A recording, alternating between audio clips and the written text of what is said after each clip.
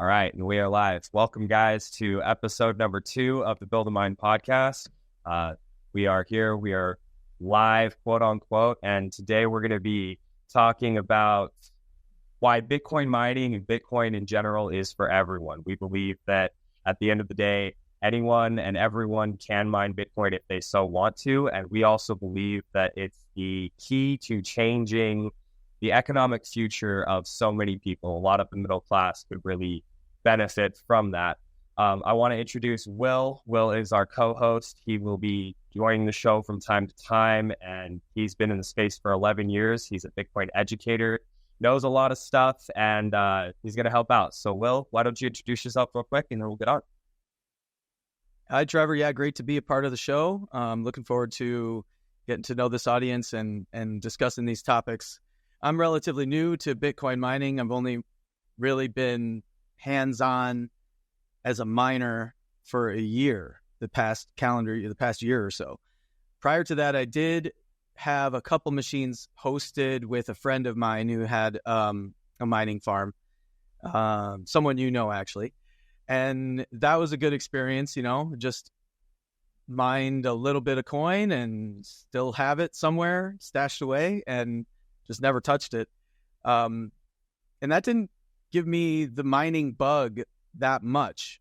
But for some reason, I guess after, 9-10 years of being in this space, mining was an itch I needed to scratch. And I just liked how the story was developing and maturing around Bitcoin mining, with all of the ways Bitcoin miners are supporting electrical grids around the United States and other countries, and the ways they're using stranded energy that would otherwise go to waste to mine Bitcoin and try to drive down the price of energy around the world by being able to harvest some of these excess and waste energy sources.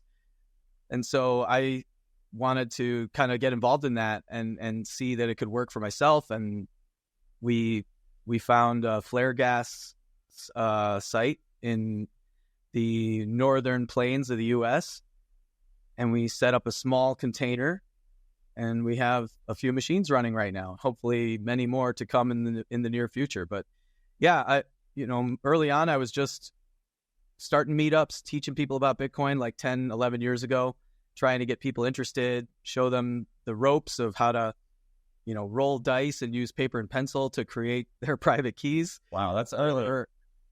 You just, as a project, right? To teach people kind of how it worked, and just help people understand the importance of self-custody and how to change your behavior so that you can be secure in holding your own Bitcoin. So educating people on the use of things like password managers, two-factor authentication, and how to secure those sensitive bits of data for yourself so that you can hold your own Bitcoin for as long as you want. And that was a lot of fun. So I did a lot of meetups, ended up working in startups for the past several years. And in the past few years, I've just been advising companies and individuals on how to secure their wealth and grow their wealth that they have stored in Bitcoin. Okay. And so now I'm mining on a small scale, and I'm learning alongside everybody else. Yeah. Well, the whole show is meant to help teach people how to mine Bitcoin. So I think it's a great little thing that we're both getting into the mining space. We're both trying to figure it out. It's interesting to me. I haven't, quote unquote, caught the bug per se, but I do think that it's one of those things that when implemented into the right places, it's going to help a lot of people just become self-sovereign and really, I like to think of it as discovering your power. You start to discover the power that you have to create in the world. And money, nobody really wants to talk about it, but money is one half of every transaction, whether that's, a transaction between me and you, or, a brochure or someone like that. So when we're living and we're experiencing the world, we have to, we don't even think about it. It's subconscious, but like money is always part of that. So Bitcoin mining is kind of like the way for us to secure our own wealth, our own money, quote unquote. And that's kind of what dragged me into wanting to know how can I mine Bitcoin? How can I secure some of those KYC free sats and things like that?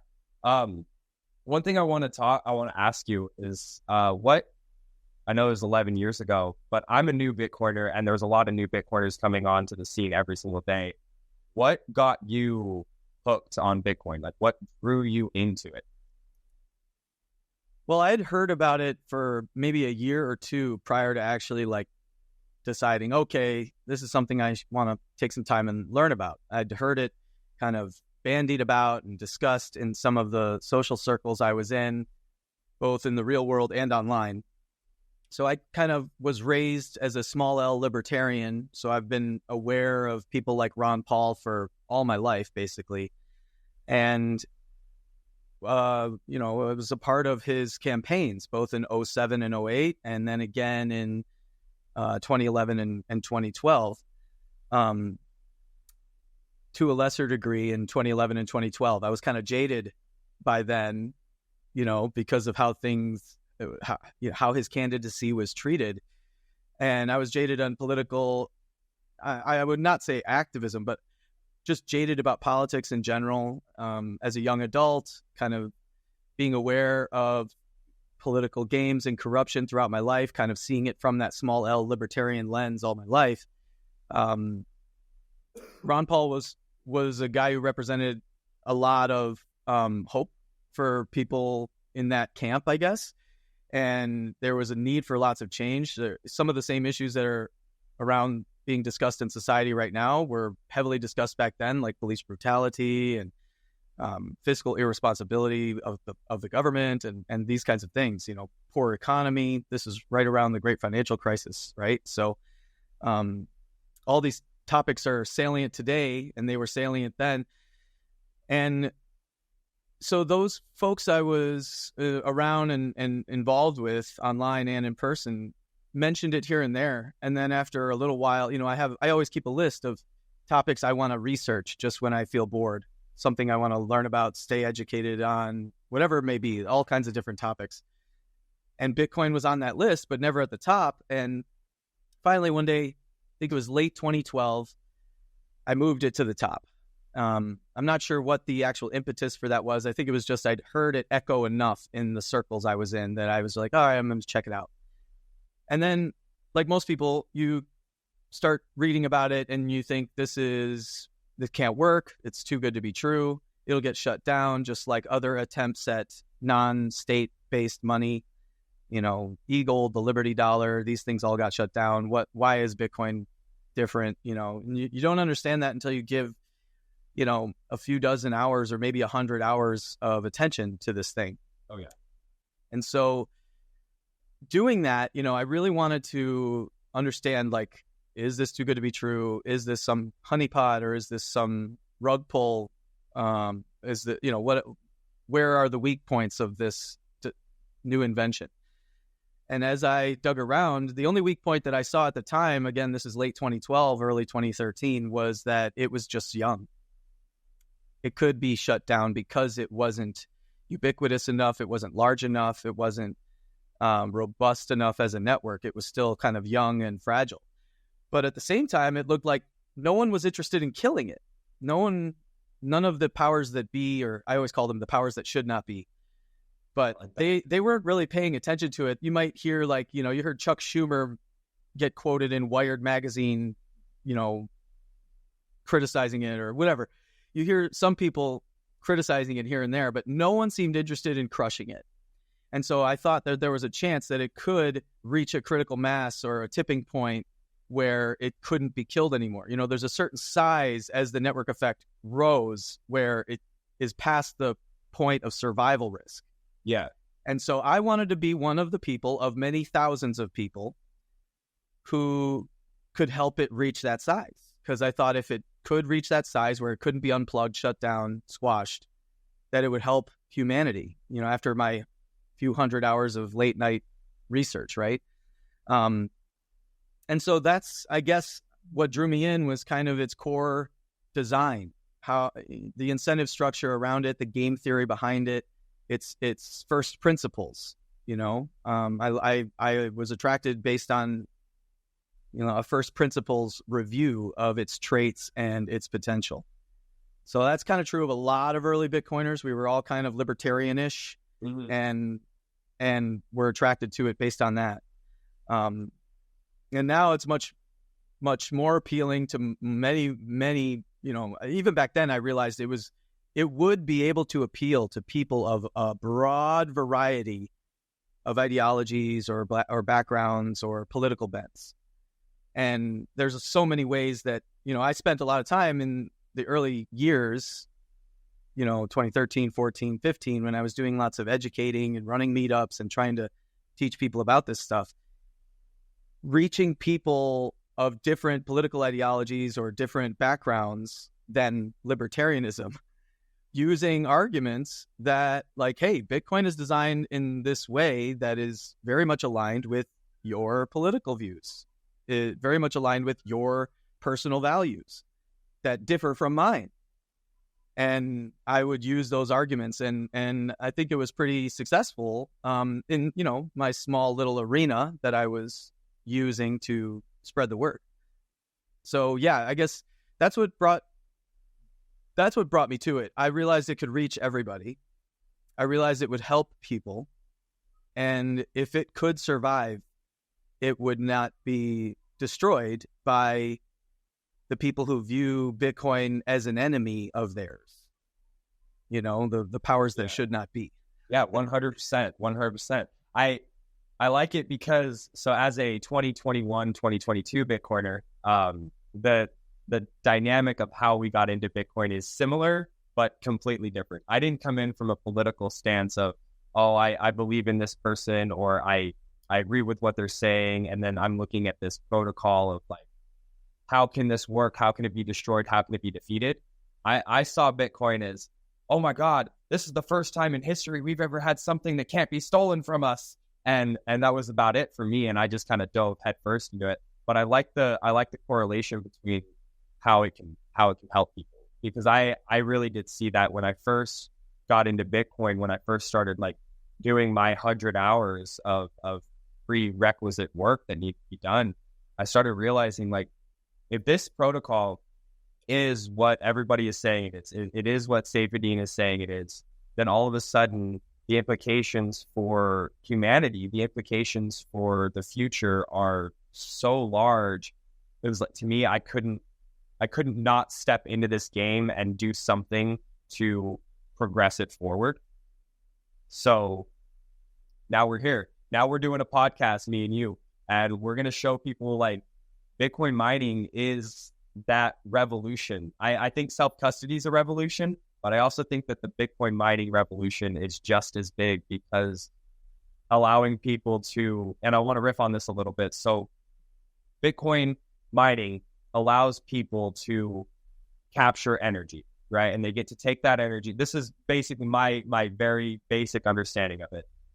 Allows people to capture energy, which cannot be stored for relatively long amount of time. It can't be transferred far distances. You have to have so much infrastructure that builds up to be able to support communities and ecosystems. But Bitcoin mining is allowing people to take the representation of that energy, the hash output of that energy, and put it into different aspects of life. They can build their communities, they can make it better for them, they can build up energy grids, but also they can store their wealth and allow them to build businesses and grow their own personal developments. What from your 11 years of being in the space, I know that you haven't been in Bitcoin mining per se for those 11 years, but has there been a shift in the dynamic around the energy use of Bitcoin and Bitcoin mining for regular people? Like how is that playing out in the world? Well, I think, of course, Bitcoin mining makes the most sense where the energy is cheapest. And for some countries that are pretty oppressive to their people and create poor living conditions, or just have mismanaged governments, or they're just not very free nations, they some of them have very cheap energy, thinking of Venezuela and thinking of all the coal mines that get built in China every year.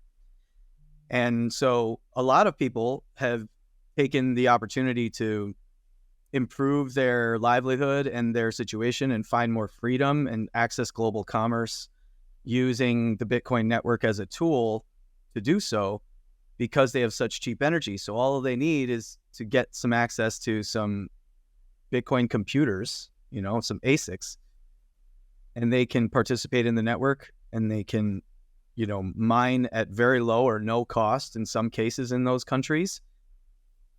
And that allows them to have unconfiscatable money. They're being rewarded by the Bitcoin network for mining, and that reward can't be taxed or taken by the oppressive state that they live in.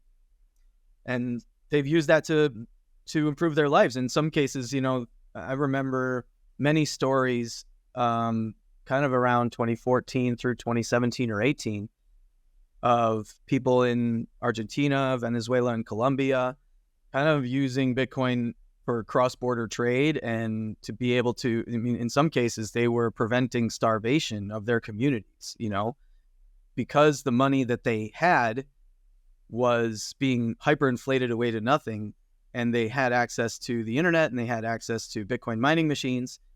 They were able to earn income that couldn't be hyperinflated away and couldn't be confiscated, and they used that to get food over the border, from Colombia into Venezuela, for example, or to preserve their wealth in Argentina when it would be hyperinflated away literally overnight.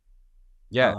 There's stories in the Middle East of this too, in Lebanon and things like that. They've encountered these currency crises or banking crises, or both at the same time Overnight. And because they have access to Bitcoin mining, they can kind of buffer themselves against that. So you see that in these places where there's very cheap energy, but they also have very poor living conditions.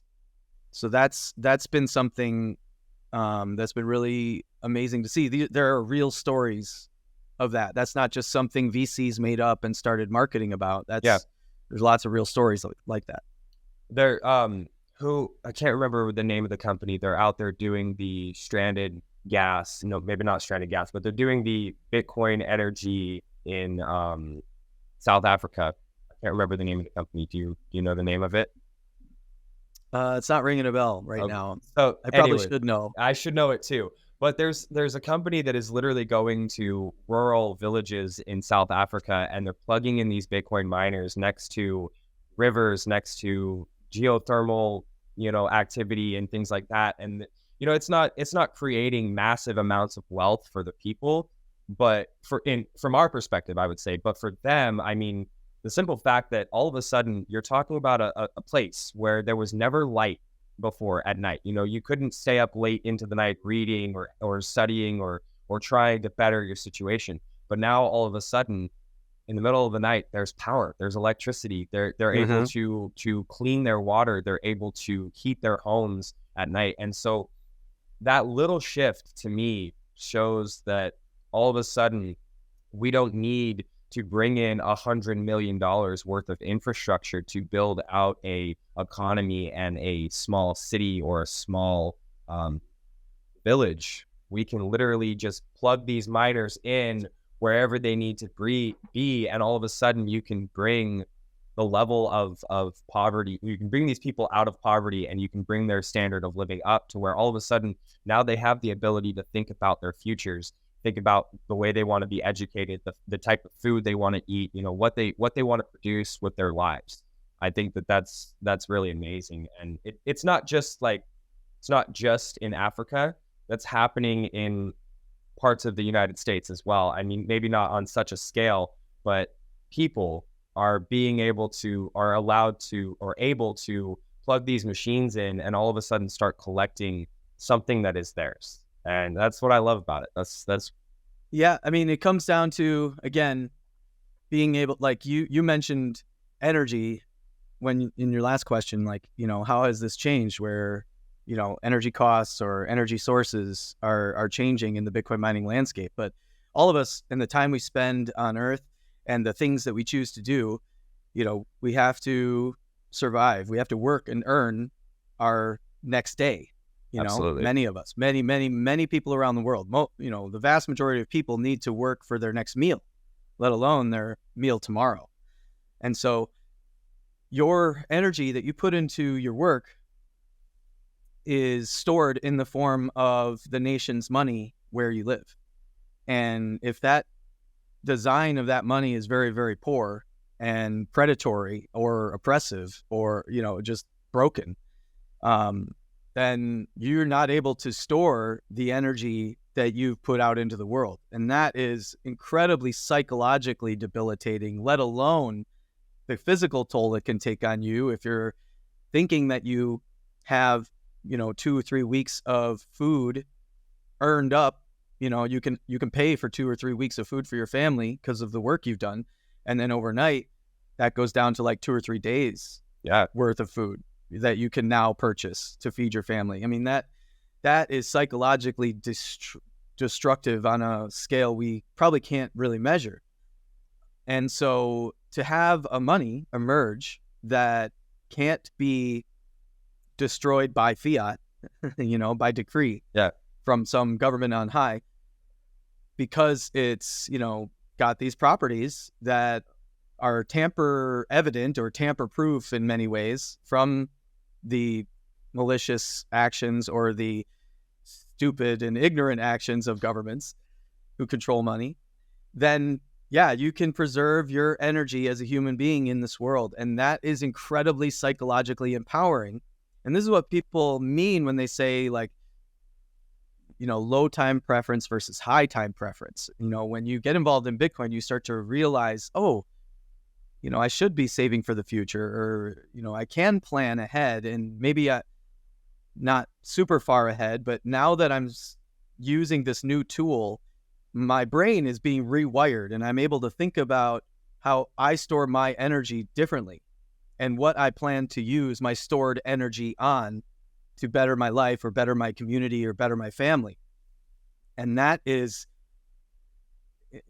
that's the profound thing about this technology really, is it takes a huge amount of people, let's say the global middle class and the global underclasses, and helps them plan for beyond their next meal, helps them heal their psychology, really, so that they're able to plan ahead and begin to understand what having low time preference is about. And when you get there, when you get a taste of that, it really starts to open your mind up and you realize, wow, this is why wealthy people get wealthier, because they have the time to plan to protect their wealth.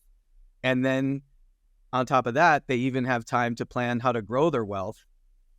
And they have time, hopefully, to train their heirs and descendants how not to destroy the wealth that they inherit, Yeah. And so this is kind of how you see human abundance could happen. I think there's some people who don't,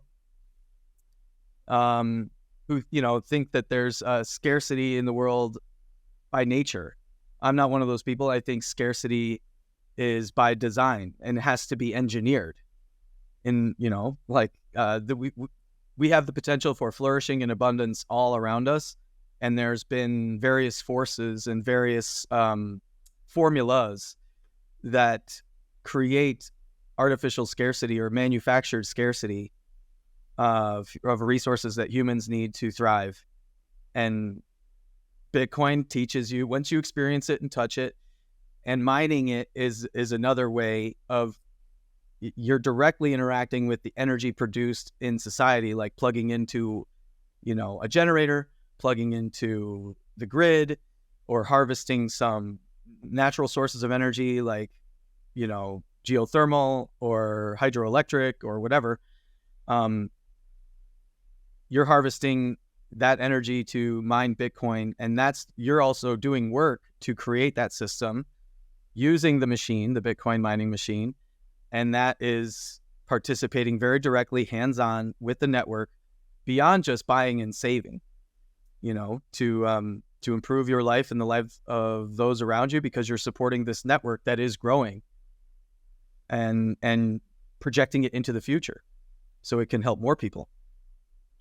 It's incredible. There's a couple things I wanted to touch on that. The title of our episode today is called Bitcoin, or Common Misconceptions. And I think one of the largest misconceptions around Bitcoin is the energy usage. Now, the misconception to me isn't the fact that it uses a lot of energy, because that's true. It uses a ton of energy. However, you're talking about the direct relation of the standard of living rising to the energy consumed in the world. And someone, I don't know, do you know Taylor? I can't remember his last name. Anyways, Taylor, he was in the Milwaukee group that we went to, but he said something profound to me that really resonated with me. He said something along the lines of, human flourishing is directly correlated to the growth of energy abundance, energy systems.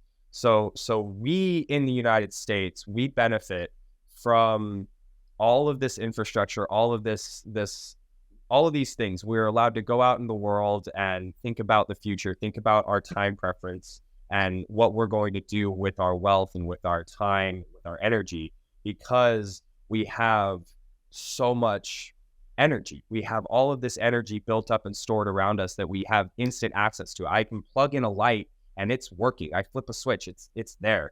And there's this misconception that in order to get where we want to go, we have to increase the grids by, 40%, 50%. I'm not exactly sure the numbers, but there's people that'll say, well, if we do that, we're going to consume all of the world's energy. And I think that's the misconception, because you're talking about abundant energy sources. And if we were able to calculate all of the energy that is in the world through, the sun shining down on us, through rivers running rapidly through different regions, through geothermal activity. I live on the coast of Oregon, so there's a giant ocean out here that the waves are just pounding onto the sand. I mean, that is energy, and all we have to do is be able to harness it. So I don't really have a question there for you. I mean, if you want to just kind of like riff off that a little bit, I think the misconception is that electricity is finite. Like, we can only have so much, we can only use so much, when in reality, tapping into that energy is what is going to cause the world to flourish. Yeah, there's this fallacy. It's like the fixed pie fallacy that goes around on a number of things. And I'm not sure who is behind pushing these fallacies. Maybe they actually believe the fallacy, or maybe they just want us to believe the fallacy. But it's definitely this idea out there that there's a fixed pie and human beings can only have so much, Okay. And so, we should limit the amount of human beings that live on Earth, and we should limit the consumption of these slivers of the pie by each human who's alive on Earth, because otherwise, there won't be enough, or there's only so much pie to go around. Right. And this is, entrepreneurs usually detect this fallacy because their whole kind of reason for being an entrepreneur is they want to take a small idea, make it bigger. They see something that they think helps themselves or helps them their family, and they want to scale that out to provide it to as many people as possible, and make money doing so. Right? They're providing tons of value to many, many people, and they should capture value for the amount of value that they create. And so that pie is growing for an entrepreneur all the time as they grow their business and scale it out. And so they can kind of detect this fallacy pretty easily, which is, why I think it's natural, of course, because Bitcoin is a software technology that tech folks and Silicon Valley folks found it early on as well. Right after the libertarians, the Silicon Valley folks found it. And they were attracted to this because they saw, again, wow, this thing can really create some abundance, and lead to human flourishing. And that's really what's behind a lot of these Silicon Valley developments and projects. So, there's a lot of available energy in the world that goes unused. And we are told a certain story about energy in the world that isn't entirely true and has a lot of, aspects to it that are meant to confuse people into thinking like that they have to race to the bottom against their peers, against their neighbors, in order to just have enough for their own comfort, right? And that's not the case. I mean, there's so many technologies, especially in the 20th century, that have scaled up the standard of living for human beings to such an insane degree where, I mean, we do have the ability, basically, live very comfortable lives. Even some of the most poor areas in the world can have their standard of living dramatically increased with marginal investment, small amount of capital investment to improve and make more efficient, public systems, public works, transportation, sanitization, digging so many wells things in Africa. Yeah, absolutely. Yeah. And there's so many ways that a little goes a long way, much more so today than 50 or even 100 years ago. And again, I think there's stories told to us that isn't true as well, right? I think the popular narrative is everyone is so focused on fossil fuels or renewable energy, which is like intermittent forms of energy such as wind and solar and things like that, which aren't reliable, right? And so the false choice being presented is like you either have to rely on these intermittent sources of energy because we call them green or renewable or sustainable, and divest from the fossil fuels, which are very energy dense and very reliable and very plentiful even. Which brings me to another point. I mean, I grew up, I'm older than you, and I grew up in a time when in school we heard about things like peak oil and the ozone layer. And those were the two things they were scaring us about in school when I was growing up, was one day we'd reach peak oil, which would mean there'd be no more oil after a certain amount of time once we reached peak oil, and the ozone layer was being depleted and it was going to irradiate the earth more and more and more. And,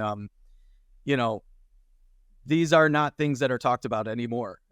And I don't think you were taught them when you were in grade school. So they went out of definitely fashion. not. And so those things are kind of what I'm getting at. These are ideas of scarcity that I believe are, manufactured or exaggerated, and there is no scarcity around it, really, truthfully.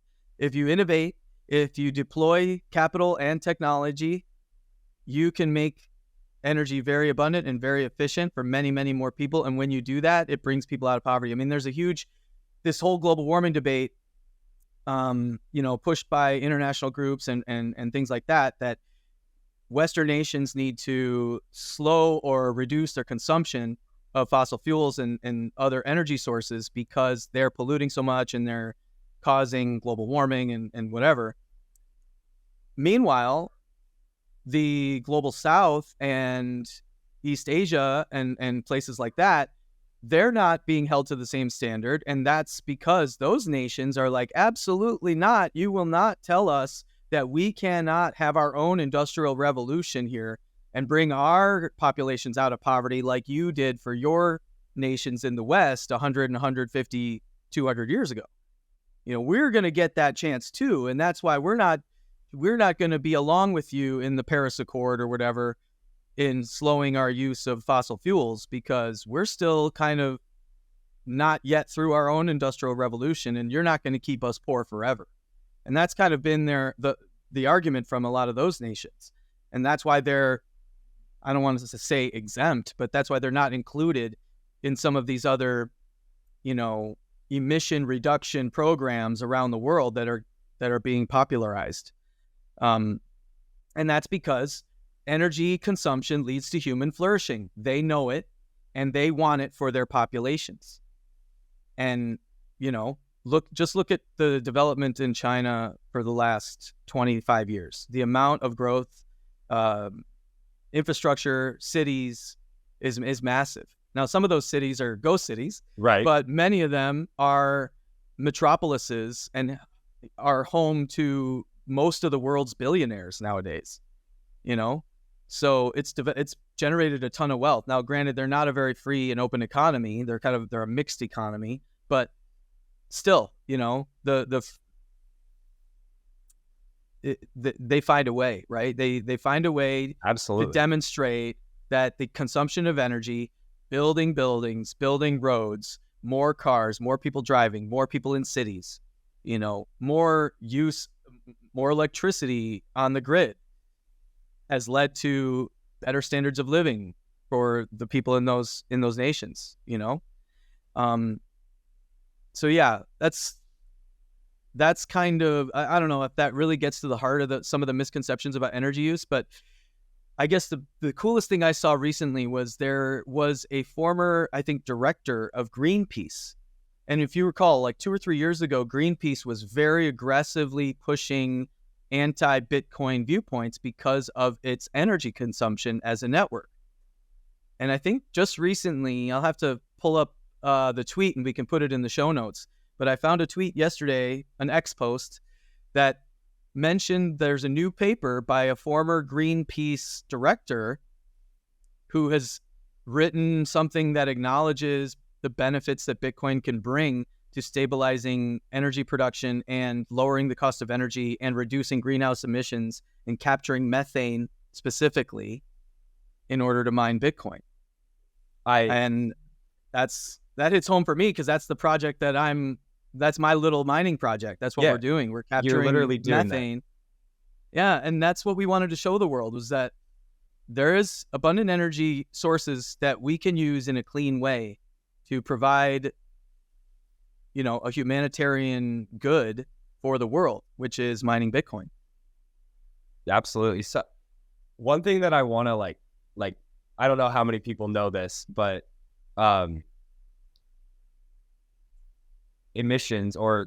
global warming is metered in CO2 emission, right?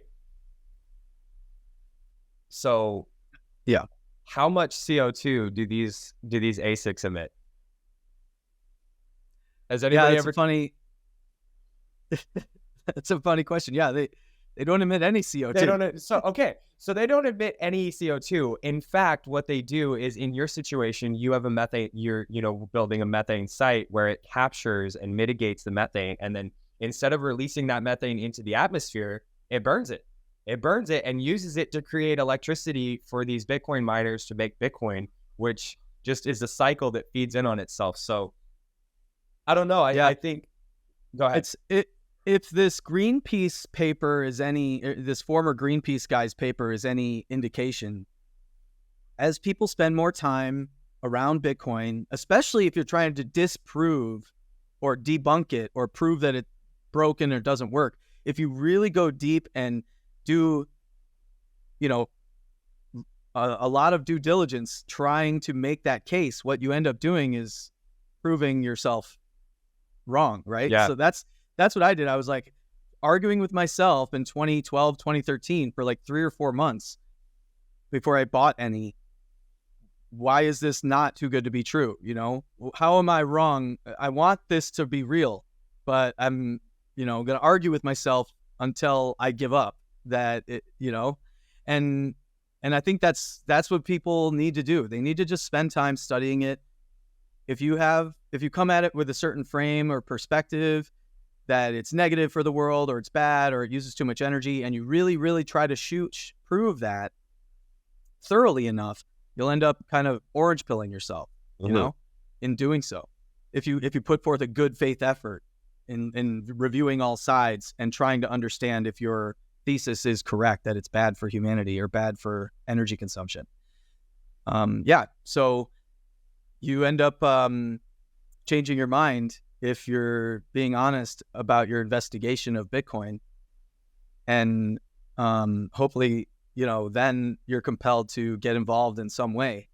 And mining is a great way to get involved. It's, whether you want to just heat your basement up with 1 or 2 ASICs, or, you got to keep your greenhouse warm in cold weather climate or temperate weather climate in the winter, using some Bitcoin ASICs. I mean, people are doing that as a hobby, and it's helping them save money on their power bill or their heating bill or their gas bill because they have this alternative source of heat exhaust that they can repurpose and use for something else that they're doing, to make their life or their family's life better. And then at the same time, they're earning some sats. And if they sit on those sats long enough, that might pay for itself too. Yeah. Speaking to that, I've only been in the Bitcoin mining space for a couple months, and I've only been in Bitcoin for a little under 2 years. What I'm seeing, based on the halving cycles, based on the efficiency pruning that has to be done, all that stuff, the waste pruning, I see it getting more and more difficult for large scale miners to continue producing the Bitcoin on the scale that they're producing it, obviously because the supply is being cut in half every 4 years and all that stuff. And these huge profit margins or capital expenditures and OpEx that they have to cover in order to keep their operations going. Would you agree? And I don't know what your opinion is on this, but I think there's a shift coming to the Bitcoin mining space. I think the shift is going to be more towards secondary income streams. So I think that larger miners are also going to have to start finding ways to use this excess heat in one way or another. There's so many different types of revenue streams out there that require heat in the process of creating the good. Like kilns, like drying fire or drying wood. You have to dry the wood to a certain temp so you get the moisture out of it.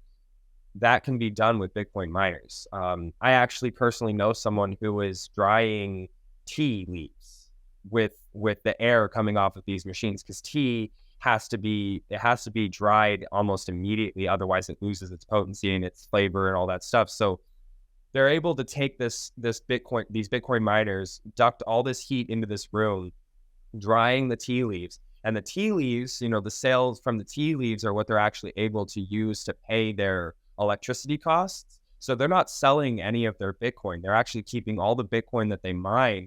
They're able to keep it, but they're using that secondary income stream to cover it.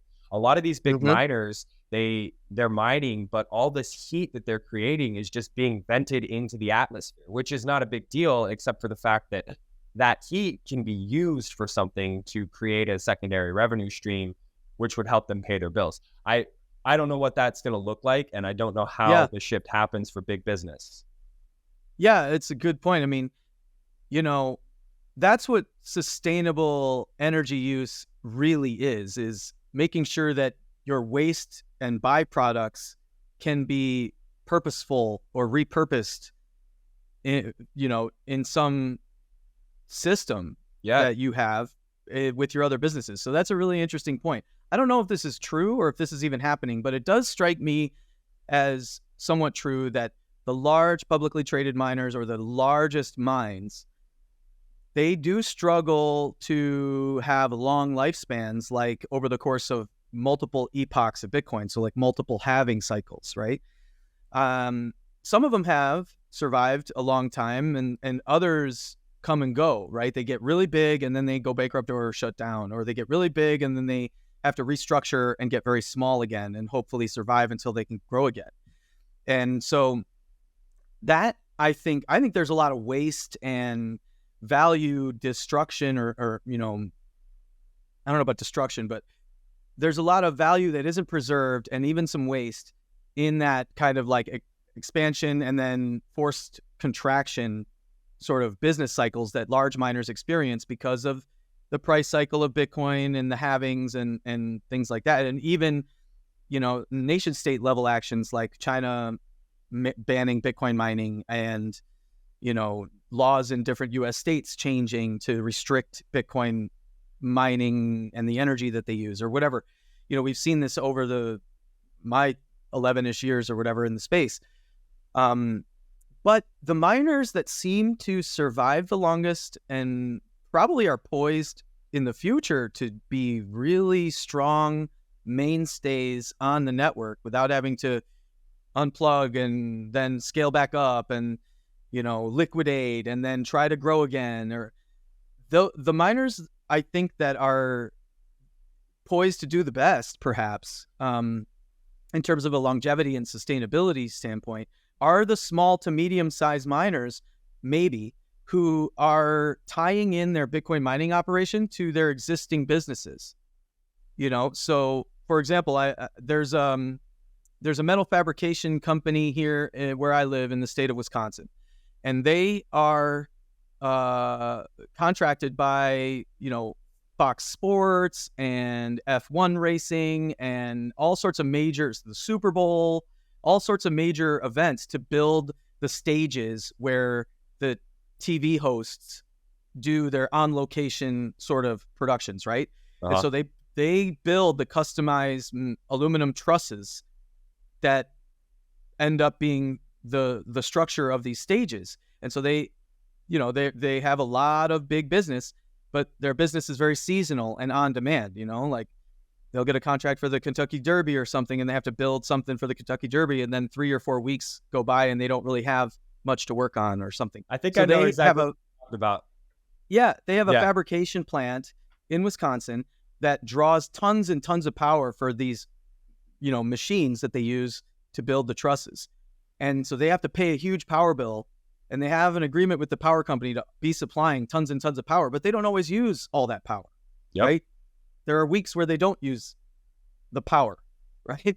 And so they run a Bitcoin mine on site because the Bitcoin mine draws all the power all the time, and they're paying for it anyway because they have to have it as part of their business. Yeah. And they get these big contracts seasonally. Plus it's cold, and they heat their whole shop with it. I've been in that exact mine that you're talking about, and I've seen the way that it works, and it's cold in there most of the time. I mean, Wisconsin is a cold state, so they heat the whole shop with the Bitcoin miners. Yeah, and so there's lots of folks like this. There's farmers who have, like 500 head of dairy cows, and they have to deal with tons of, cow waste. And what they do is they pool it together, and then it creates a lot of gas emissions, and they flare those gas emissions.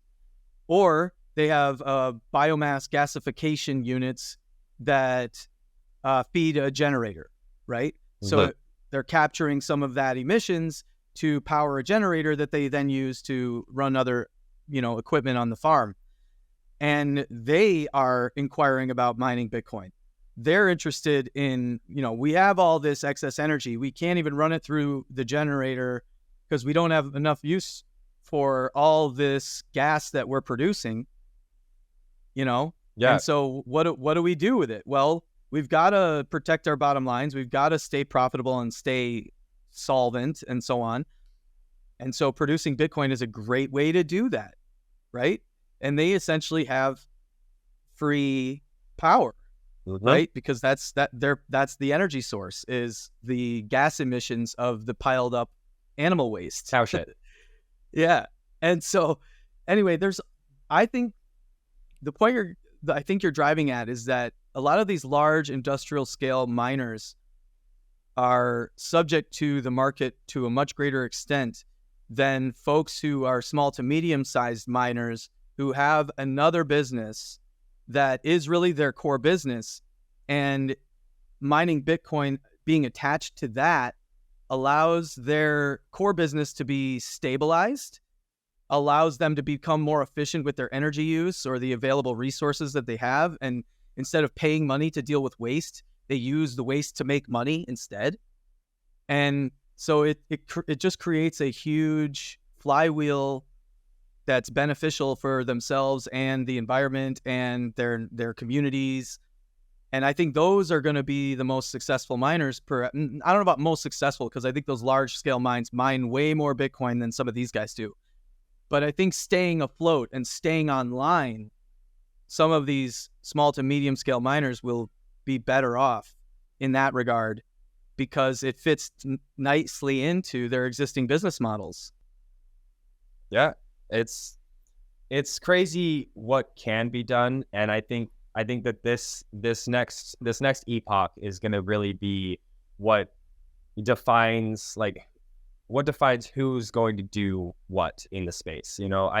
I don't see Bitcoin mining as, and it may have been true back in 2011 when you first got into it, but I don't see Bitcoin mining as making people rich. Like the time for people to get rich off of Bitcoin mining is kind of gone, in my opinion. I could be completely wrong. And if you get No, into I think it, you're right. I actually think it's been gone for a long time. yeah, yeah, But what it does do and what it can do is the choice is really simple. Should I mine Bitcoin for various reasons, or should I just buy Bitcoin on the open market? yeah, Take the money I would have invested in my little mining project and just buy Bitcoin instead. Well, sometimes during the 4-year cycle, the former is true, that mining Bitcoin is actually a lower marginal cost than buying it on the spot market because of the factors and the inputs involved in mining Bitcoin wherever you are, where you live, and what you're paying for power and so on. However, at other parts of the cycle, over the 4-year business cycle or epoch of Bitcoin, it's not true, right? It's cheaper, essentially. It's safer, lower risk to just buy Bitcoin spot, right? Mm-hmm. So that's the trade-off that people need to make. They need to factor all that in. And, I think if you're a tinkerer, a do-it-yourselfer, a hobbyist, an engineer or aspiring engineer, and these are the kinds of things you like to do on a Saturday afternoon, or, as a project at home with your kids or whatever, or you have an existing business where you have a problem to solve, and mining Bitcoin, plugs some holes and solves some problems for you, then it's worth doing for sure. And then there are those parts of the Bitcoin seasons where it's cheaper to mine than it is to just buy spot. Mining Bitcoin should essentially be thought of as buying Bitcoin at a discount if you're doing it right. You have and cheap KYC energy. Free. That matters. And KYC free. Yeah, exactly. So there's advantages to mining Bitcoin over just buying Bitcoin spot for plenty of people, for sure. Yeah, I see it as, like the image of the snowball rolling downhill. We're going to close it up here in a second too, so I'm not going to take this too long. But the image of the snowball rolling downhill, if it goes long enough, it becomes so big that it's unstoppable. Yeah, I see small business as the snowball, and Bitcoin is the momentum. As you implement Bitcoin into your small business, and you're able to recapture some of that waste, because that's really what it is small businesses have waste that can be captured through Bitcoin and turn it into a monetary premium, money.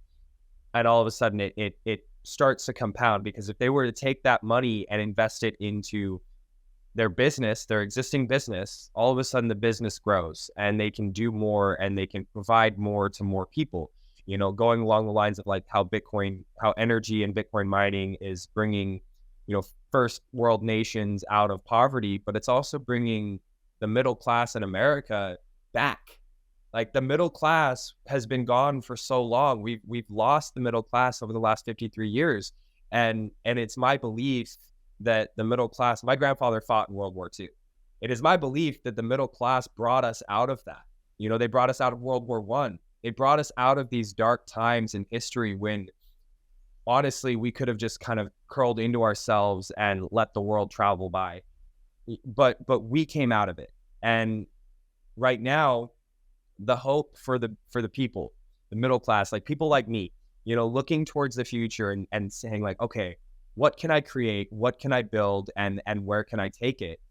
5 years ago, that thought would have had me so anxious and so hung up on what am I going to do? How am I going to be able to survive? I can't do this. Implement Bitcoin and Bitcoin mining and the ability to save and store wealth into the future. And it's like, I can do anything that I want. It's like the whole world is open to me, because all of a sudden I have the ability to stand firm on a foundation and look out towards the future and say, that's where I want to go.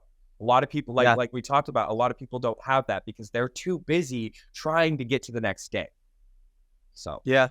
The biggest, attack on the middle class is the attack on their purchasing power. right? Like the reason the middle class is being eroded is because the purchasing power of their currency is being destroyed systematically.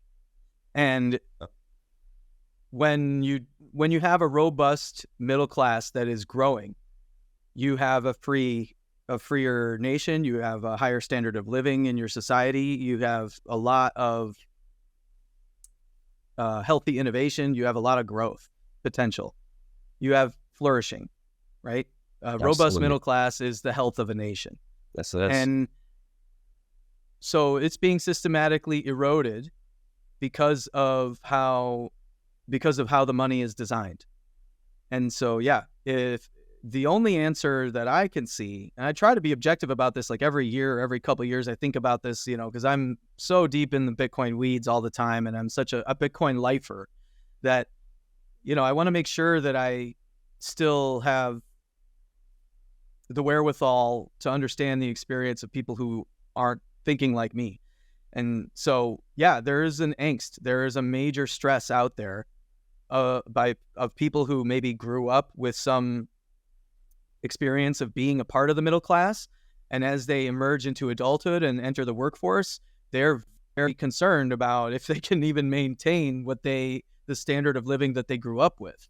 Absolutely.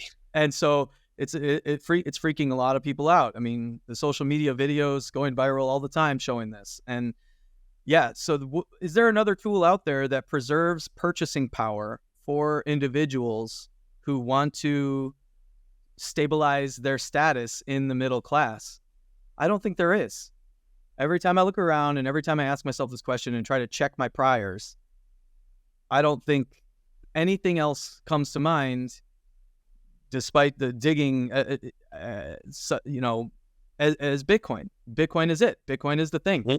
So, whether you're acquiring it through credit card rewards programs, through mining, or through just buying spot, or using, dollar cost averaging strategies on some exchange somewhere, it's all going to be helpful. You don't need to get rich necessarily on Bitcoin. You just need to preserve your purchasing power. And yep. People, this is where people get suckered into some of these other things that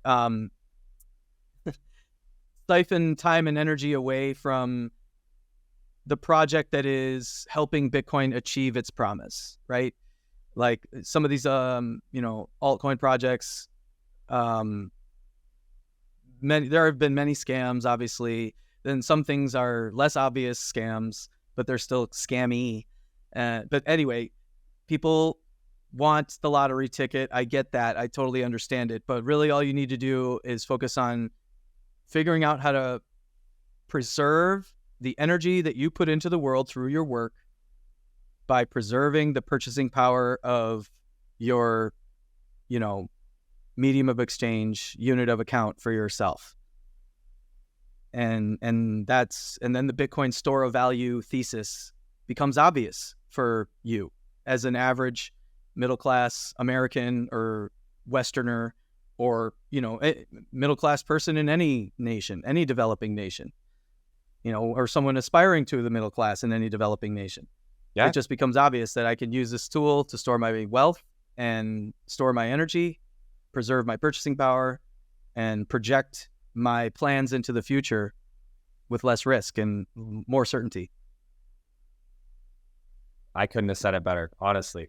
Well, I think that's good for this first episode. I think that we really kind of laid down the framework and the groundwork of what we're trying to distill in these conversations, and with the people that we're going to start bringing into the show. I learned a good amount from you, Will, and I appreciate that. I appreciate you being here. Is there anything you want to say to everybody before we hop off real quick? No, I know it can get kind of like philosophical and, stuff like that, but this is part of what this technology does. It makes you think differently. And I think exploring these kind of corners, nooks and crannies of all these ideas that it touches is important. It really does touch a lot of these areas. And thanks for having me on for the discussion. Yeah, absolutely. So Will is going to be coming back. I don't know exactly what our structure is going to be, whether he's going to come on every single episode. He may do some episodes by himself, but Will is officially our co-host. He will be helping out with all of the episodes from now on. So y'all definitely get used to seeing his face around here. I do appreciate his perspective as someone who's very new to Bitcoin and the Bitcoin space. Having someone on the show always, constantly, who has a much deeper, much more rounded out perspective. I think that's really going to help everybody who we're trying to aim this towards. So I think that the perspective is really helpful. So I really appreciate it, Will. And everybody, Appreciate this was Build a Mind Podcast episode 2. We will see you guys next time.